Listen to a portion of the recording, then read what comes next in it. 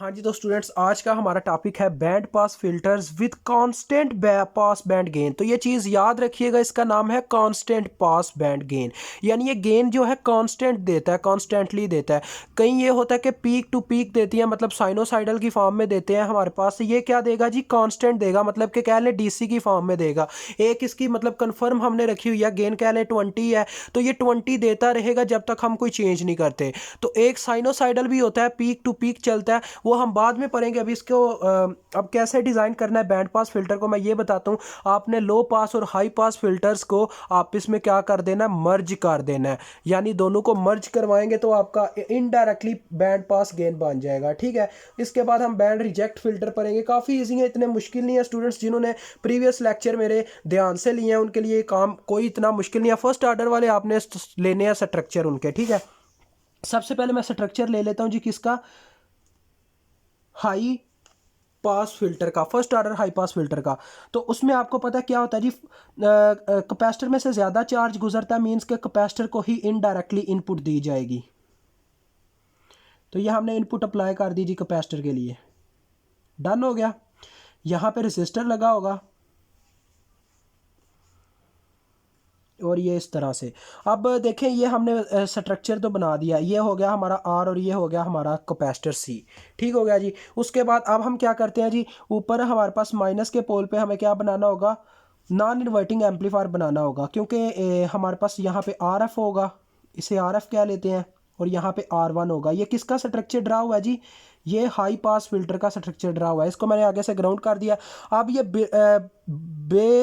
क्या लेके without any doubt ये हमारे पास क्या है जी? ये हमारे पास है एक हाई पास फिल्टर, और इसको नीचे से ग्राउंड भी आपने करवाना है तो यहीं पे ग्राउंड करवा देता हूँ। आगे ये वायर अभी जाएगी। ठीक है, आगे अभी ये वायर जाएगी। तो देखें, यहाँ पे हमें आउटपुट मिलेगी वी नॉट की फॉर्म में। ठीक है, वी नॉट की फॉर्म में हमें एक आउटपुट मिलेगी। तो जब हम आगे बढ़ेंगे तो आगे हमें क्या लगाना जी? मैंने जैसा कि आपको बताया, एक और हमें क्या लगाना जी? हमें एक और लगाना है आगे लो पास फिल्टर। तो लो पास फिल्टर की पहले मैं शेप ड्रा कर लेता हूं जी। ये माइनस का पोल, ये पॉजिटिव का पोल। तो ऊपर तो आपको पता है वैसे का वैसे ही एक आर एफ लगेगा और एक आर वन लगेगा। आर वन इंटरनली एक्सटर्नली तौर पे ग्राउंड किया जाएगा, क्योंकि इसे भी नॉन इन्वर्टिंग, क्योंकि लो पास फर्स्ट ऑर्डर भी नॉन इन्वर्टिंग ही होता है। ये आर वन प्राइम कहा जाएगा, क्योंकि इनको डिफरेंट भी दिखाना है एक दूसरे से। तो ये आर एफ प्राइम। ठीक है, अब यहाँ से जो हमें आउटपुट मिलेगी वो ओवरऑल आउटपुट होगी, यानी कि अब ये पूरा बैंड पास फिल्टर बन चुका है। यहाँ पे वी नॉट मैंने लगा दी, इसको वी नॉट प्राइम बोलूंगा। ठीक है, तो ये जो वी नॉट होगी ये अगले के लिए इनपुट बनेगी। तो इनपुट का सर्किट जरा ध्यान से देखें। अब ये किसके लिए हम ड्रा करने लगे हैं? लो पास के लिए करने लगे हैं। तो लो पास के केस में क्या होता है? पहले रजिस्टर लगा होता है, क्योंकि लो पास हमने मीन्स के कैपेसिटर में से थोड़ा चार्ज गुजरवाना होता है। ये लग गई जी वायर और नीचे लग गया कैपेसिटर, और इन सब की वायर हमने कॉमन लेनी है इस तरह से। तो इसके बाद स्टूडेंट्स अब यहाँ पे आपके पास आगे जाके जो आउटपुट आई है वो है plus minus v naught prime, और इसका नाम हम क्या रखेंगे? इसका नाम रखेंगे सी प्राइम, और इसका नाम रखेंगे आर प्राइम, मीन्स के दूसरे से डिफरेंट दिखाने के लिए। अब ये था हमारे पास high pass filter. High pass, जो ही हमने हाई पास को मर्ज किया यानी ऐड अप करवाया किसमें? लो पास में, तो हमारे पास क्या बन गया जी?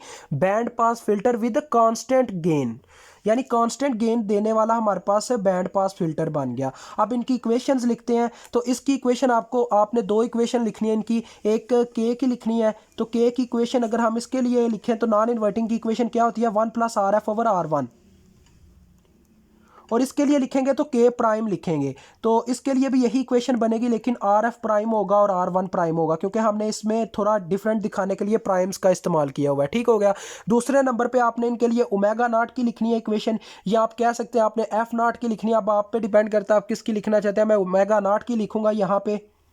ओमेगा नॉट की भी लिखते हैं, दूसरी भी लिखते हैं। ओमेगा नॉट की क्या होगी जी? ओमेगा नॉट की इक्वेशन होती है 1/RC। तो इसमें 1/RC सिंपल आएगा, इसमें आएगा omega naught is equal to 1/R prime c prime. ये सारे फार्मूलाज आप पढ़ चुके हैं। उसके बाद अगर एफ नॉट एफ एल और एफ एच से इसे प्रेजेंट करेंगे। ठीक है, एफ एल और एफ एच। तो स्टूडेंट्स अभी आप ये चीज़ नहीं समझ पाएंगे, तो मैं आपके लिए ना वो चीज़ अभी क्लियर करूँगा, टेंशन नहीं लेनी। तो एफ एल का हमारे पास क्या फार्मूला बनता है, 1/2 पाई ओमेगा नॉट होता है वैसे, तो इसको लिखेंगे आर सी, और यहाँ पे आ जाएगा f h is equal to 1/2 pi r prime c prime. तो अब मैं आपको बताता हूँ ऐसा क्यों हो रहा है। लो पास सेक्शन ये है, जबकि लो पास सेक्शन के फार्मूलाज में एफ एच आ रही है, हाई कट ऑफ फ्रिक्वेंसी आ रही है, और दूसरे नंबर पे हमारे पास क्या है जी, हमारे पास हाई पास सेक्शन है तो उसमें लो कट ऑफ फ्रिक्वेंसी आ रही है। मतलब ये क्या चक्कर है, तो आपको ये चीज़ बताता है चलो। इनके सेक्शंस यानी कि ये जो हाई पास फिल्टर है इसका फ्रिक्वेंसी के साथ मतलब एच पी लिखूंगा मैं, एच पी का फ्रिक्वेंसी के साथ इन्वर्स रिलेशन होगा और के साथ डायरेक्ट रिलेशन होगा। यानी ये हाई पास का सेक्शन है तो ये हमें के की वैल्यू एच पी में देगा, यानी कि हाई पास में देगा।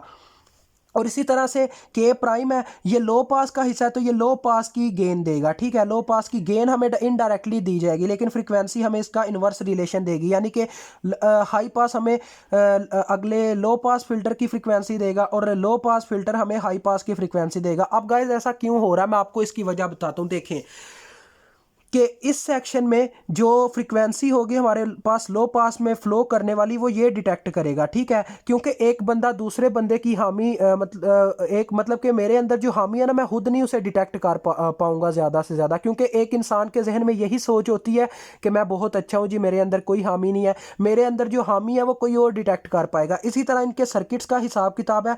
हामी मीन्स के फ्रीक्वेंसी यहाँ पे समझे, इसकी ये जो है ये इसकी फ्रीक्वेंसी डिटेक्ट कर पाएगा और ये इसकी फ्रीक्वेंसी डिटेक्ट कर पाएगा। तो ये इतने से बस थीसिस थे। इंशाल्लाह मिलेंगे नेक्स्ट वीडियो में। अभी मुझे इजाज़त दें। अल्लाह हाफिज़, अस्सलाम वालेकुम।